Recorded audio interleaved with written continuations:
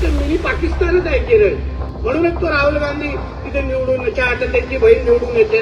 सगळे अतिरेकीच त्याला मतदान करतात. आमची नवरात्री आहे. आमच्या नवरात्रमध्ये तुम्ही इथे चिकनचं मटनचं दुकानावर उघडं ठेवत असाल तर कुठलाही हिंदू हे काम करणार नाही. तर मग आम्ही मशिदीच्या समोर पण डुकराचं मटण टाकून जाणार. ಇವರ ಹೆಸರು ನಿತೀಶ್ ರಾಣೆ. ಮಹಾರಾಷ್ಟ್ರದಲ್ಲಿ ಅಧಿಕಾರದಲ್ಲಿರುವ ಬಿಜೆಪಿ ಸರ್ಕಾರದಲ್ಲಿ ಮೀನುಗಾರಿಕೆ ಮತ್ತು ಬಂದರು ಖಾತೆಯ ಸಚಿವ. ಒಂದು ರೀತಿಯಲ್ಲಿ ಖ್ಯಾತಿ ಸಚಿವರು ಹೌದು. ಕ್ಯಾಬಿನೆಟ್ ದರ್ಜೆಯ ಸಚಿವ ಈತ. ಬಾಯಿ ಬಿಟ್ಟರೆ ಸಾಕು ದ್ವೇಷ ದ್ವೇಷ ದ್ವೇಷ. ಇವರು ಮೊದಲು ಕಾಂಗ್ರೆಸ್ನಲ್ಲಿದ್ದರು. ಮೋದಿಯನ್ನ ಗುಜರಾತ್ ಮಾಡಲನ್ನು ಟೀಕಿಸ್ತಾ ಇದ್ರು. ಸ್ವಾರಿ ಕೇಳಿದ ವ್ಯಕ್ತಿ ಸಾವರ್ಕರ್ ಅಂತ ಕುಟ್ಕಿದ್ರು. RSSನವರನ್ನು ಅರ್ಧ ಚಡ್ಡಿವಾಲಗಳು ಅಂತ ಕೂಡ ಕೆಣಕಿದ್ರು. ಆದರೆ BJP ಸೇರಿದ ಮೇಲೆ ಸಂಪೂರ್ಣ ಬದಲಾದರು. ಸರಣಿ ದ್ವೇಷ ಭಾಷಣಗಳನ್ನು ಮಾಡಿದ ರಾಣೆಗೆ ಸಚಿವ ಸ್ಥಾನ ಸಿಕ್ತು. ಇವರ ಅಪ್ಪ ನಾರಾಯಣ್ ರಾಣೆ CM ಆಗಿದ್ದರು. ನಂತರ BJP ಸೇರಿದ ಮೇಲೆ ಮೋದಿ ಸರ್ಕಾರದಲ್ಲಿ ಕ್ಯಾಬಿನೆಟ್ ದರ್ಜೆ ಸಚಿವರಾಗಿದ್ದರು. ಇಂತಹ ರಾಜಕೀಯ ಕುಟುಂಬದ ಹಿನ್ನೆಲೆ ಇರುವ ನಿತೀಶ್ ರಾಣೆ ತನ್ನ ಅಸ್ತಿತ್ವಕ್ಕಾಗಿ ಕಂಡುಕೊಂಡ ದಾರಿ ಮುಸ್ಲಿಂ ದ್ವೇಷ. ಎಂತಹ ಮುಸ್ಲಿಂ ದ್ವೇಷ ಅಂದರೆ ಮುಂದೆ ಎಲ್ಲವನ್ನೂ ಹೇಳ್ತೀನಿ. ಇವರ ಒಂದೊಂದೇ ಹೇಳಿಕೆಯನ್ನು ನಿಮ್ಮ ಮುಂದೆ ಪ್ರಸ್ತಾಪಿಸಿದರೆ ನಿಮಗೆ ಈ ವ್ಯಕ್ತಿಯ ವ್ಯಕ್ತಿತ್ವ ಅರ್ಥವಾಗುತ್ತೆ. ರಾಣೆ ಇತ್ತೀಚೆಗೆ ಒಂದು ವಿವಾದ ಸೃಷ್ಟಿಸಿದ್ದಾರೆ. ನಮ್ಮ ಕರ್ನಾಟಕದಲ್ಲಿ ಹಲಾಲ್ ಮತ್ತು ಜಡ್ಕಾ ಕಟ್ಟಂಥ ಹಿಂದುತ್ವ ಗುಂಪುಗಳು ವಿವಾದ ಸೃಷ್ಟಿಸಿದ್ದು ನಿಮಗೆ ನೆನಪಿರಬಹುದು. ಜನ ಗೇಲಿ ಮಾಡಿದ ಬಳಿಕ ನಮ್ಮಲ್ಲಿ ಜಡ್ಕಾ ಕಟ್ ಎಂಬುದು ಸಮಾಧಿ ಸೇರ್ತು. ಆದರೆ ಮಹಾರಾಷ್ಟ್ರದಲ್ಲಿ ಜಡ್ಕಾ ಮಾಂಸ ಅನ್ನೋದು ಈಗ ಗೋರಿಯಿಂದೆದ್ದು ಬರ್ತಾ ಇದೆ. ಸದಾ ಮುಸ್ಲಿಂ ದ್ವೇಷವನ್ನೇ ಕಾರುವಂತೆ ನಿತೀಶ್ ರಾಣೆಗೆ ಸುಪಾರಿ ಕೊಟ್ಟಂತೆ ಕಾಣುತ್ತೆ. ಯಾವುದೇ ಕಾನೂನು ಕ್ರಮ ಇಲ್ಲ. FIR ಆದರೂ ಚಾರ್ಜ್ ಶೀಟ್ ಹಾಕಲ್ಲ. ಸುಪ್ರೀಂ ಕೋರ್ಟ್ನ ಸ್ಪಷ್ಟ ಆದೇಶ ಇದ್ದರೂ ಕೂಡ ರಾಣಿಯ ಎಲಿಬಿಲ್ಲದ ನಾಲಿಗೆ ಬೇಕಾಬಿಟ್ಟಿ ದ್ವೇಷದ ಮಾತಾಡೋದು ನಿಲ್ಲಿಸಿಲ್ಲ. ತಮ್ಮ ಪಾಡಿಗೆ ತಾವಿರುವ ಮುಸ್ಲಿಮರನ್ನು ಹೆಂಗಾದರೂ ಪ್ರಚೋದನೆ ಮಾಡೋದಷ್ಟು ಈ ವ್ಯಕ್ತಿಯ ಉದ್ದೇಶ. ರಾಣಿಯ ವೃತ್ತಾಂತವನ್ನು ಎಳೆ ಎಳೆಯಾಗಿ ಬಿಚ್ಚಿಟ್ಟು ಆತನ ಕೇಸರಿ ಬಣ್ಣವನ್ನು ತೊಳೆದು ನಿಲ್ಲಿಸುವ ಪ್ರಯತ್ನ ಈ ವಿಡಿಯೋದಲ್ಲಿದೆ. ಆತನ ಮಾತುಗಳನ್ನು ಕೇಳಿದ್ರೆ ಅಧಿಕಾರಕ್ಕಾಗಿ ಇಷ್ಟು ಕೀಳು ಮಟ್ಟಕ್ಕೆ ಮನುಷ್ಯನೊಬ್ಬ ಇಳಿಬಹುದೇ ಅನ್ನೋ ಅಂದಾಜು ನಮಗೆ ಖಂಡಿತ ಸಿಗುತ್ತೆ. ಈವರೆಗೆ ಈ ವ್ಯಕ್ತಿ ಬಗ್ಗೆ ಕೇಳದವರು ಆಶ್ಚರ್ಯಗೊಳ್ಬಹುದು. ಪೂರ್ತಿ ಈ ವಿಡಿಯೋ ನೋಡಿ ಇಂತಹ ಕೋಮು ದ್ವೇಷಗಳ ಬಗ್ಗೆ ನಿಮ್ಮ ಅಭಿಪ್ರಾಯ ತಪ್ಪದೆ ದಾಖಲಿಸಿ. ನಿಮ್ಮ ಆತ್ಮಸಾಕ್ಷಿಗೆ ನಿಜವಾದ ಭಾರತೀಯತೆಗೆ ಈ ವ್ಯಕ್ತಿ ಧಕ್ಕೆ ತರ್ತಾ ಇದ್ದಾನೆ ಅಂತ ಅನಿಸಿದ್ರೆ ಒಂದು ಅಭಿಪ್ರಾಯ ದಾಖಲಿಸಿ. ಜೊತೆಗೆ ವ್ಯಾಪಕವಾಗಿ ವಿಡಿಯೋ ಶೇರ್ ಮಾಡಿ. ನಮಸ್ಕಾರ, ನಾನು ನಿಮ್ಮ ಯತಿರಾಜ್ ಬ್ಯಾಲಹಳ್ಳಿ. ನಿತೀಶ್ ರಾಣೆ ಇತ್ತೀಚೆಗೆ ಒಂದು ಹೇಳಿಕೆ ಕೊಟ್ಟರು. ಸಾಂಬಾಜಿನಗರದ ಅಂದರೆ ಹಿಂದೆ ಔರಂಗಜೇಬ್ ಜಿಲ್ಲೆಯಾಗಿದ್ದಂತಹ ಸಾಂಬಾಜಿನಗರದ ಕುಲ್ದಾಬಾದ್ನಲ್ಲಿರುವ ಮೊಘಲ್ ಚಕ್ರವರ್ತಿ ಔರಂಗಜೇಬನ ಸಮಾಧಿಯ ಬಗ್ಗೆ ಆಡಿದ ಮಾತದು. ಔರಂಗಜೇಬ್ನ ಸಮಾಧಿಯನ್ನು ಒಡೆದು ಹಾಕ್ತೀವಿ ಅನ್ನೋದು ಆತನ ಹೇಳಿಕೆ. ಮುಂದುವರೆದು ಛತ್ರಪತಿ ಶಿವಾಜಿ ಮಹಾರಾಜರ ಸೈನ್ಯದಲ್ಲಿ ಮುಸ್ಲಿಮರೇ ಇರಲಿಲ್ಲ ಅಂತ ಹೇಳಿಕೆ ನೀಡಿದರು. ಆದರೆ ನಿಮಗೆಲ್ಲ ಗೊತ್ತಿರ್ಬೋದು, ಹತ್ಯೆಯಾದ ಗೋವಿಂದ ಪನ್ಸಾರೆ ಥರದ ಮಹಾರಾಷ್ಟ್ರದ ವಿಚಾರವಾದಿಗಳು ಈ ಸುಳ್ಳುಗಳನ್ನು ಬಯಲಿಗೆಳೆದು ಈಗಾಗಲೇ ಹೋಗಿದ್ದಾರೆ. ರಾಣೆ ಹೇಳ್ತಾ ಇರೋ ಹಸಿ ಸುಳ್ಳುಗಳನ್ನು ಮಹಾರಾಷ್ಟ್ರದ DCM ಅಜಿತ್ ಪವಾರ್ ಅವರೇ ಟೀಕಿಸಿದ್ದಾರೆ. ಇದೊಂದು ವಿಶೇಷ ಅಂತ ಹೇಳಬೇಕಾಗುತ್ತೆ. ಜಡ್ಕಾ ಮಾಂಸದ ಅಂಗಡಿಗಳನ್ನು ಹಿಂದೂಗಳಿಗಾಗಿ ತೆರೆಯುವ ಗುರಿಯೊಂದಿಗೆ ಮುಂದೆ ಬಂದಿರುವಂತಹ ನಿತೀಶ್ ರಾಣೆ ಮಲ್ಹಾರ್ ಸರ್ಟಿಫಿಕೇಟ್ ಕೊಡಲು ಹೊರಟಿದ್ದಾರೆ. ಹಲಾಲ್ ಮಾಂಸ ಇಸ್ಲಾಂನದ್ದು, ನಮ್ಮಲ್ಲಿ ಹಲಾಲ್ ಇಲ್ಲ ಅಂತ ಹೇಳ್ತಾ ಇದ್ದಾರೆ. ಜಡ್ಕಾ ಮಾಂಸದ ಬಗ್ಗೆ ಅದ್ಯಾವ ಧರ್ಮಶಾಸ್ತ್ರ ಹೇಳಿದೆಯೋ ನಮಗಂತೂ ಗೊತ್ತಿಲ್ಲ ಬಿಡಿ. ರಾಣೆ ಸಾಮಾನ್ಯ ವ್ಯಕ್ತಿಯಲ್ಲ. 2024ರಲ್ಲಿ ದ್ವೇಷ ಭಾಷಣ ಮಾಡಿದ BJPಯ ಟಾಪ್ 10 ದ್ವೇಷ ಭಾಷಣಕಾರರ ಪಟ್ಟಿಯಲ್ಲಿ ರಾಣೆಗೆ ಪ್ರಮುಖ ಸ್ಥಾನ ಅಂತೂ ಇದ್ದೇ ಇದೆ. ಇವರು ಹೇಗೆಲ್ಲ ಭಾಷಣ ಮಾಡಿದ್ದಾರೆ ಅಂತ ಹೇಳಲೇಬೇಕು. ಇಲ್ಲಿನ ಮುಸ್ಲಿಮರನ್ನು ಪಾಕಿಸ್ತಾನಿ ಪಿಂಪ್ಗಳು ಎಂದಿದ್ದ ವ್ಯಕ್ತಿ ನಿತೀಶ್ ರಾಣೆ. ಅಷ್ಟೇ ಅಲ್ಲ, ಈ ಮುಸ್ಲಿಮರು ಹಸಿರು ಹಂದಿಗಳು, ಹಸಿರು ಹಾವುಗಳು ಅಂತ ಎಂದಿದ್ದ ವ್ಯಕ್ತಿ ಈ ನಿತೀಶ್ ರಾಣೆ. ಅವರನ್ನು ಅಂದರೆ ಮುಸ್ಲಿಮರನ್ನು ಬೆತ್ತಲೆಗೊಳಿಸುವುದಾಗಿ, ಹೊಡೆಯುವುದಾಗಿ ಘೋಷಿಸಿದರು. ಹಿಂದೂಗಳು ಮುಸ್ಲಿಮರನ್ನು ಬಹಿಷ್ಕರಿಸಬೇಕು, ಮಸೀದಿಗಳನ್ನು ಕೆಡವಬೇಕು ಅಂತ ವಿಷಕಾರಿ ಮಾತುಗಳನ್ನು ಆಡಿದರು. ಕಳೆದ 2 ವರ್ಷಗಳಲ್ಲಿ ಪೊಲೀಸರು ನ್ಯಾಯಾಲಯದ ನಿರ್ದೇಶನದ ಮೇರೆಗೆ ರಾಣೆ ವಿರುದ್ಧ 20 FIRಗಳನ್ನು ದಾಖಲಿಸಿದ್ದಾರೆ. ದ್ವೇಷ ಭಾಷಣ ಮಾಡುವವರ ವಿರುದ್ಧ ಕಠಿಣ ಕ್ರಮ ಕೈಗೊಳ್ಳುವಂತೆ ಸುಪ್ರೀಂ ಕೋರ್ಟ್ ಕಠಿಣ ನಿರ್ದೇಶನ ನೀಡಿದರೂ ಕೂಡ ರಾಣೆಯನ್ನು ಪ್ರಶ್ನಿಸುವವರು ಇಲ್ಲವೇ ಇಲ್ಲ.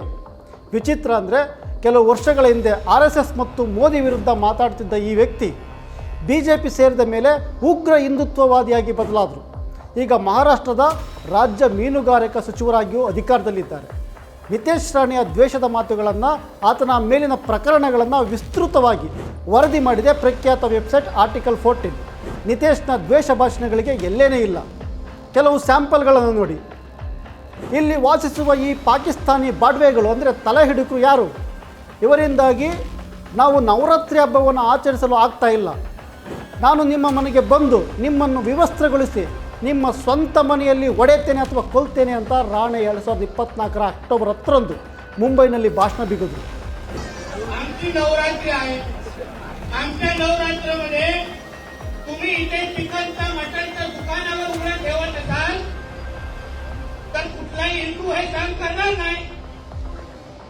आणि तुम्हाला एवढा सगळं चिकनचं मटनचं दुकान आमच्या नवरात्रीच्या वेळी चालू ठेवायचं असेल तर मग आम्ही मशिदीच्या समोर पण डुकराचं मटण टाकून जाणार.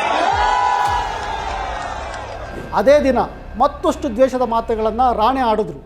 ನೀವು ನವರಾತ್ರಿಯ ವೇಳೆ ಚಿಕನ್ ಮಟನ್ ಶಾಪ್ಗಳನ್ನು ತೆರೆದ್ರೆ ಯಾವುದೇ ಹಿಂದೂ ಇದನ್ನು ಸಹಿಸೋದಿಲ್ಲ. ಅಂಗಡಿಗಳನ್ನು ತೆರೆಯಬೇಕಂತ ನೀವೇನಾದರೂ ಒತ್ತಾಯಿಸಿದ್ರೆ ನಾವು ಮಸೀದಿಗಳ ಮುಂದೆ ಹಂದಿ ಮಾಂಸ ತಂದು ಎಸಿತೀವಿ ಅಂತ ಹೇಳಿದ್ರು.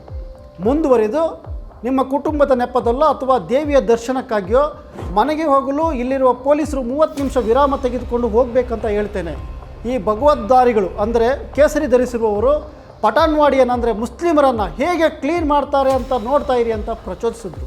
ಅವರು ಅಂದರೆ ಮುಸ್ಲಿಮರು ಮನೆಗಳಿಂದ ಹೊರಗೆ ಬರುವುದನ್ನು ನಿಲ್ಲಿಸಿದ್ದಾರೆ, ವಲಸೆ ಶುರುವಾಗಿದೆ, ಅವರು ತಮ್ಮ ಮನೆಗಳನ್ನು ಮಾರ್ತಾ ಇದ್ದಾರೆ ಅಂತ ತಿಳಿಸಲು ಈ ಪ್ರದೇಶದಿಂದ ನನಗೆ ಕರೆಗಳು ಬರಬೇಕು. ತದನಂತರ ಇದು ಹಿಂದೂಗಳಿಗೆ ಮಾತ್ರ ಸೀಮಿತವಾದ ಅಹಲ್ಯನಗರವಾಗುತ್ತೆ ಅಲ್ವಾ ಅಂತ 2024 ಸೆಪ್ಟೆಂಬರ್ 1 ಅಹಲ್ಯನಗರದಲ್ಲಿ ಮಾತಾಡಿದ್ರು. ಹಿಂದೆ ಈ ಸ್ಥಳವನ್ನು ಅಹಮದ್ ನಗರ ಅಂತ ಕರೆಯಲಾಗ್ತಾ ಇತ್ತು. BJP ಅಧಿಕಾರಕ್ಕೆ ಬಂದ ಮೇಲೆ ಅಹಲ್ಯನಗರ ಅಂತ ಹೆಸರು ಬದಲಾಯಿಸಿದ್ರು. ಬಾಡ್ವಾಗಳು ಅಂದರೆ ಮುಸ್ಲಿಂ ಪ್ರಾಬಲ್ಯವಿರೋ ಪ್ರದೇಶದ ಬಾಡ್ವಾಗಳು ಇಲ್ಲೇನಾದರೂ ಇದ್ದಿದ್ದರೆ ಇದು ಮುಗಿದಿಲ್ಲ ಅಂತ ನೆನಪಿಡಿ. ನಾನು ಒಬ್ಬೊಬ್ಬರಿಗೂ ಹೊಡಿತೀನಿ, ನಿಮ್ಮನ್ನು ಉಳಿಸೋಕ್ಕೆ ಮಸೀದಿಗಳಿಂದ ಯಾರೂ ಬರಲ್ಲ ಅಂತ ಉರಾನ್ನಲ್ಲಿ 2024 ಜುಲೈ 31 ಮಾತಾಡಿದ್ರು.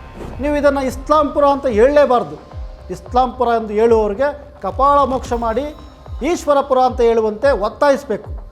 ಹಿಂದೂಗಳಾಗಿ ನಾವು ಈ ಕಠೋರತೆಯನ್ನು ತೋರಿಸ್ತಿದ್ರೆ ಈ ಪ್ರದೇಶ ಹೆಚ್ಚು ಕಾಲ ಇಸ್ಲಾಂಪುರವಾಗಿ ಉಳಿಯೋದಿಲ್ಲ ಅಂತ ಜಿಹಾದಿಗಳಿಗೆ ಗೊತ್ತಾಗಲ್ಲ ಅಂತ 2024 ಆಗಸ್ಟ್ 31 ಸಾಂಗ್ಲಿ ಜಿಲ್ಲೆಯ ಇಸ್ಲಾಂಪುರದಲ್ಲಿ ಮಾತಾಡಿದ್ರು. ಯಾವುದೇ ಬಾಂಗ್ಲಾದೇಶಿ ಅಥವಾ ರೋಹಿಂಗ್ಯಾಗಳು ವ್ಯಾಪಾರಿ ಅಥವಾ ಪೇರಿವಾಲ ಅಂದರೆ ಬೀದಿ ವ್ಯಾಪಾರಿಗಳನ್ನು ನೀವು ನೋಡಿದ್ರೆ ಹಿಂದೂ ಧರ್ಮಕ್ಕಾಗಿ ನೀವು ಏನು ಮಾಡಬೇಕು ಅದನ್ನು ಮಾಡಿಬಿಡಿ, ನೀವು ಸೇಫಾಗಿ ಮನೆಗೆ ವಾಪಸ್ ಹೋಗ್ತೀರಿ ಅಂತ ನಾನು ಭರವಸೆ ಕೊಡ್ತೀನಿ ಅಂತ 2024 ಮಾರ್ಚ್ 10 ಮುಂಬೈನಲ್ಲಿ ಮಾತಾಡಿದ್ರು. ನೀವು ಅವರ ಬಿರಿಯಾನಿ ತಿನ್ನಬೇಕೆ ಅಥವಾ ನಮ್ಮ ವಡಾಪಾವ್ ತಿನ್ನಬೇಕೆ ಅಂತ ಪೊಲೀಸರು ಮತ್ತು ಆಡಳಿತ ನಿರ್ಧರಿಸಬೇಕು. ನೆನಪಿಡಿ, ನೀವು ಮೊದಲು ಹಿಂದೂಗಳು ಅಂತ 2024 ಅಕ್ಟೋಬರ್ 10 ಮುಂಬೈನಲ್ಲಿ ಮಾತಾಡಿದ್ರು. ರಾಣಿಯ ದ್ವೇಷ ಭಾಷಣಗಳಿಗೆ ಸಿಕ್ಕ ಉಡುಗೊರೆ ಕ್ಯಾಬಿನೆಟ್ ದರ್ಜೆಯ ಸಚಿವ ಸ್ಥಾನ.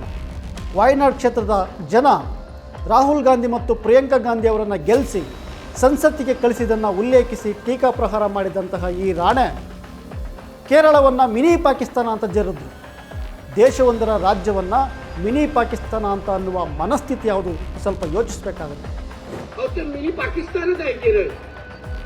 म्हणूनच तो राहुल गांधी तिथे निवडून आता त्यांची बहीण निवडून येते. सगळे अतिरेकीच त्याला मतदान करतात. खरंच आहे, विचारा. ते काय अतिरेकींना धरूनच ते लोक खासदार झालेले आहेत. म्हणून आपल्याला सांगतो, ನಿತೇಶ್ ರಾಣೆ ಭಾರತದ ಚುನಾವಣಾ ಆಯೋಗಕ್ಕೆ 2024 ಅಕ್ಟೋಬರ್ನಲ್ಲಿ ಸಲ್ಲಿಸಿದಂತಹ ಅಫಿಡವಿಟ್ ಪ್ರಕಾರ ಆತನ ವಿರುದ್ಧ ಒಟ್ಟು 38 FIRಗಳಿವೆ.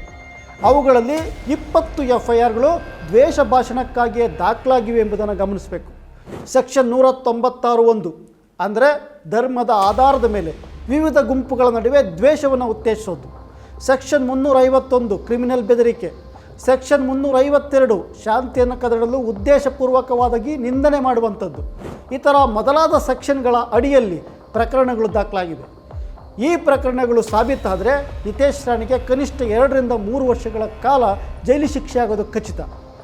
ದ್ವೇಷ ಭಾಷಣಗಳ ಸಂಬಂಧ ನಿತೇಶ್ ರಾಣೆ ವಿರುದ್ಧ ದಾಖಲಾಗಿರುವಂತಹ 20 FIRಗಳಲ್ಲಿ 19 FIRಗಳು ಕಳೆದ 2 ವರ್ಷಗಳಲ್ಲಿ ದಾಖಲಾಗಿವೆ. ದ್ವೇಷ ಭಾಷಣದ ವಿರುದ್ಧ ಕ್ರಮ ಕೈಗೊಳ್ಳುವಂತೆ ಸುಪ್ರೀಂ ಕೋರ್ಟ್ 2023ರಲ್ಲಿ ಕಠಿಣ ನಿರ್ದೇಶನವನ್ನು ನೀಡಿದರೂ ಕೂಡ ನಿತೇಶ್ ರಾಣೆಯನ್ನು ಯಾವುದೇ ಪೊಲೀಸರು ಟಚ್ ಕೂಡ ಮಾಡಲ್ಲ. ಯಾವುದೇ ಪ್ರಕರಣ ಸಂಬಂಧ ಪೊಲೀಸರು ಈವರೆಗೂ ಚಾರ್ಜ್ ಶೀಟ್ ಸಲ್ಲಿಸಿಲ್ಲ ಅಂತ ಅಫಿಡವಿಟ್ ಹೇಳುತ್ತೆ. ಚಾರ್ಜ್ ಶೀಟ್ ಆಗದೆ ಆರೋಪಿಯ ವಿಚಾರಣೆ ಕೂಡ ಆಗೋದಿಲ್ಲ. ನಾನು ಮುಸ್ಲಿಂ ಸಮುದಾಯದಲ್ಲಿರುವ ಜಿಹಾದಿಗಳ ಬಗ್ಗೆ ಮಾತ್ರ ಮಾತಾಡ್ತಾ ಇದ್ದೇನೆ, ಸಮುದಾಯದಲ್ಲಿರುವ ದೇಶಭಕ್ತರ ಬಗ್ಗೆ ಮಾತಾಡ್ತಿಲ್ಲ ಅಂತ ಆರ್ಟಿಕಲ್ 14ಗೆ ನೀಡಿದ ಪ್ರತಿಕ್ರಿಯೆಯಲ್ಲಿ ರಾಣೆ ತನ್ನ ಹೇಳಿಕೆಯನ್ನು ಸಮರ್ಥಿಸಿಕೊಂಡಿದ್ದರು. ದ್ವೇಷ ಭಾಷಣ ಮಾಡುವವರಿಗೆ BJPಯ ನಾಯಕರು ಮಣೆ ಆಗ್ತಾ ಬಂದಿರುವುದನ್ನು ನಾವು ಕೆಲವು ಬೆಳವಣಿಗೆಗಳಿಂದ ಕಾಣಬಹುದು. ಮುಸ್ಲಿಮರ ವಿರುದ್ಧ ಸದಾ ದ್ವೇಷವನ್ನು ಕಾರುವ ತೆಲಂಗಾಣದ ರಾಜಾ ಸಿಂಗ್ನನ್ನು BJPಯಿಂದ ಹೊರಗೆ ಹಾಕಲಾಗಿತ್ತು. ಆದರೆ ಪುನಃ ಪಕ್ಷಕ್ಕೆ ಕರೆಕೊಂಡು ಬಂದು ಚುನಾವಣೆಯಲ್ಲಿ ಟಿಕೆಟನ್ನು ನೀಡಲಾಯಿತು. ಸನಾತನ ಧರ್ಮದ ವಿರುದ್ಧ ಮಾತಾಡುವವರ ನಾಲ್ಗೆ ಕೀಳ್ರಿ, ಕಣ್ ಕಿತ್ತಾಕಿ ಅಂತ ಗಜೇಂದ್ರ ಸಿಂಗ್ ಶೇಖಾವತ್ ಹೇಳಿಕೆಯನ್ನು ನೀಡಿದರು. 2024ರ ಜೂನ್ನಲ್ಲಿ ಶೇಖಾವತ್ ಅವರು ಕೇಂದ್ರ ಸಂಸ್ಕೃತಿ ಸಚಿವರಾಗಿ ಅಧಿಕಾರವನ್ನು ವಹಿಸಿಕೊಂಡರು. ಶ್ರೇಣೀಕೃತ ಅಸಮಾನತೆಯನ್ನು ಹೇಗೆ ಸನಾತನ ಧರ್ಮ ಸಮರ್ಥನೆ ಮಾಡುತ್ತಾ ಇದೆ ಅಂತ ನಮ್ಮಲ್ಲೇ ಸಾಕಷ್ಟು ವಿಡಿಯೋಗಳನ್ನು ಮಾಡಿದ್ದೇವೆ. ನೀವು ಬೇಕಾದರೆ ಯೂಟ್ಯೂಬ್ಗೆ ಹೋಗಿ ಸನಾತನ ಈ ದಿನ ಅಂತ ನೀವು ಸರ್ಚ್ ಮಾಡಿ ನೋಡಿದ್ರೆ ಸಾಕಷ್ಟು ವಿಡಿಯೋಗಳು ನಿಮ್ಮ ಕಣ್ಮುಂದೆ ಸಿಗ್ತವೆ. ಮತ್ತೆ ವಿಷಯಕ್ಕೆ ಬರ್ತೀನಿ. ಪ್ರಮಾಣ ವಚನ ಸ್ವೀಕರಿಸಿದ ತಕ್ಷಣ ನಿತೇಶ್ ರಾಣೆ ತನ್ನ ಪ್ರೊಫೈಲ್ನಲ್ಲಿ ಕೇಸರಿ ಶರ್ಟನ್ನು ಧರಿಸಿ ಕಾಣಿಸ್ಕೊಂಡ್ರು. ತಮ್ಮೊಳಗೆ ಕೇಸರಿ ರಕ್ತ ಹರಿತಿದೆ ಅಂತ ಘೋಷಿಸಿಕೊಂಡ್ರು. ಮತಯಂತ್ರಗಳ ಬಗ್ಗೆ ವಿರೋಧ ಪಕ್ಷಗಳು ಗುಮಾನಿಯನ್ನು ವ್ಯಕ್ತಪಡಿಸಿದಂಥ ಸಂದರ್ಭದಲ್ಲಿ ಅದನ್ನು ತನ್ನ ಕೋಮುದ್ವೇಷಕ್ಕೆ ಬಳಸಿಕೊಂಡ ರಾಣೆ ವೋಟ್ ಜಿಹಾದ್ ನಡೆಸಿದಾಗ ಇವರಿಗೆ ಯಾವುದೇ ತಪ್ಪು ಕಾಣಲಿಲ್ಲ. ಸಂತೋಷದಿಂದ ಹಸಿರು ಗುಲಾಬ್ ಎರಚಿದ್ರು. ಈಗ ಹಿಂದೂ ಸಮುದಾಯವು ಒಗ್ಗೂಡಿ ಹಿಂದುತ್ವವಾದಿ ಸರ್ಕಾರವನ್ನು ಆಯ್ಕೆ ಮಾಡಿದಾಗ ಇವರು ಮೆಣಸಿನಕಾಯಿ ಥರ, ಅಂದರೆ ಹಸಿರು ಮೆಣಸಿನಕಾಯಿ ಥರ ಆಡ್ತಾ ಇದ್ದಾರೆ ಅಂತ ಹೇಳಿಕೆಯನ್ನು ನೀಡಿದರು. ಹಿಂದುತ್ವವಾದಿಗಳ ಪಿತೂರಿ ಸಿದ್ಧಾಂತಗಳಲ್ಲಿ ಲವ್ ಜಿಹಾದ್ ಆರೋಪವೂ ಒಂದು. ಹಿಂದೂ ಯುವತಿಯರನ್ನು ಮುಸ್ಲಿಂ ಯುವಕರು ಮದುವೆಯಾಗಿ ಮತಾಂತರಿಸುತ್ತಾರೆ ಎಂಬ ಕಲ್ಪಿತ ಪಿತೂರಿ ಥಿಯರಿಗೆ ಲವ್ ಜಿಹಾದ್. ಇದಕ್ಕೆ ಯಾವುದೇ ಪುರಾವೆಗಳಿಲ್ಲ. ಆದರೆ ನಿತೇಶ್ ರಾಣೆ ನಾವು ಸಂತ್ರಸ್ತರನ್ನು ಭೇಟಿಯಾಗಿಯೇ ಹೇಳ್ತಾ ಇದ್ದೀವಿ, ಮತಾಂತರ ತಡೆಯುವ ಕಾನೂನು ತರ್ತೇವೆ ಅಂತ ಹೇಳ್ತಾರೆ. ನಿತೇಶ್ ರಾಣೆಯು ತಮ್ಮ ರಾಜಕೀಯ ಜೀವನದಲ್ಲಿ ಇತ್ತೀಚಿನ ವರ್ಷಗಳಿಂದಷ್ಟೇ ಮುಸ್ಲಿಂ ದೇಶದ ಮಾತುಗಳನ್ನು ಶುರು ಮಾಡಿರೋದನ್ನು ನಾವು ನೋಡಬಹುದು. 2014ರ ಸಾರ್ವತ್ರಿಕ ಚುನಾವಣೆಗೂ ಮೊದಲು ದಕ್ಷಿಣ ಮಹಾರಾಷ್ಟ್ರದ ಕಂಕವ್ಲಿ ವಿಧಾನಸಭಾ ಕ್ಷೇತ್ರದಲ್ಲಿ ಕಾಂಗ್ರೆಸ್ ಟಿಕೆಟ್ ಮೂಲಕ ಸ್ಪರ್ಧಿಸುವುದಕ್ಕಿಂತ ಮುಂಚೆ ಸ್ವಾಭಿಮಾನ್ ಎಂಬ NGO ಮೂಲಕ ರಾಜಕೀಯವನ್ನು ಆರಂಭಿಸಿದಾದ ಈ ರಾಣೆ ಕಾಂಗ್ರೆಸ್ನಲ್ಲಿದ್ದಾಗ ಅಂದು ಗುಜರಾತ್ ಮುಖ್ಯಮಂತ್ರಿಯಾಗಿದ್ದಂತಹ ನರೇಂದ್ರ ಮೋದಿಯವರನ್ನು, ಹಿಂದುತ್ವ ಸಿದ್ಧಾಂತ ಪ್ರತಿಪಾದಿಸುವಂತಹ VD ಸಾವರ್ಕರ್ ಅವರನ್ನು, BJPಯ ಮಾತೃ ಸಂಸ್ಥೆಯಾದ ರಾಷ್ಟ್ರೀಯ ಸ್ವಯಂ ಸೇವಕ ಸಂಘವನ್ನು ಕಟುವಾಗಿ ಟೀಕಿಸಿದರು. 2013ರಲ್ಲಿ ಮುಂಬೈನಲ್ಲಿ ಆಡಿದ ಮಾತನ್ನು ನೋಡಿ, ಮೋದಿ ಮತ್ತು ಗುಜರಾತ್ ಮಾದರಿಯನ್ನು ಹೊಗಳುವವರು ಮುಂಬೈನಲ್ಲಿರುವಂತಹ ಗುಜರಾತಿಗಳಾಗಿದ್ದಾರೆ. ಇವರು ಮುಂಬೈ ತೊರೆದು ಗುಜರಾತ್ಗೆ ಹೋಗಬೇಕು ಅಂತ ವಾಗ್ದಾಳಿಯನ್ನು ನಡೆಸಿದ್ರು. RSSನವರನ್ನು ಅರ್ಧ ಚಡ್ಡಿವಾರಗಳು ಅಂತ ಕುಟುಕಿದ್ರು. 2014ರಲ್ಲಿ ಮಾಡಿದ ಟ್ವೀಟನ್ನು ನೋಡಿ, ಬ್ರಿಟಿಷರಲ್ಲಿ 4 ಸಲ ಕ್ಷಮೆಯಾಚಿಸಿದಂತಹ ಸಾವರ್ಕರ್ ಪ್ರತಿಯೊಂದು ಪೀಳಿಗೆಗೂ ಅವಮಾನ ತಂದಿದ್ದಾರೆ ಅಂತ ಹೇಳಿದ್ರು. ಆದರೆ ಈಗ ಆ ಟ್ವೀಟನ್ನು ಡಿಲೀಟ್ ಮಾಡಿ ಹಾಕಿದ್ದಾರೆ ಬಿಡಿ. 2019ರ ವಿಧಾನಸಭಾ ಚುನಾವಣೆಯಲ್ಲಿ BJP ಶಿವಸೇನೆ ಮೈತ್ರಿಕೂಟವೇ ಅಧಿಕಾರ ಉಳಿಸಿಕೊಳ್ಳುವ ಸೂಚನೆ ಕಾಣಿಸಿಕೊಂಡ ಬಳಿಕ ತಕ್ಷಣ BJPಗೆ ಆರ್ಬಿಟ್ರು.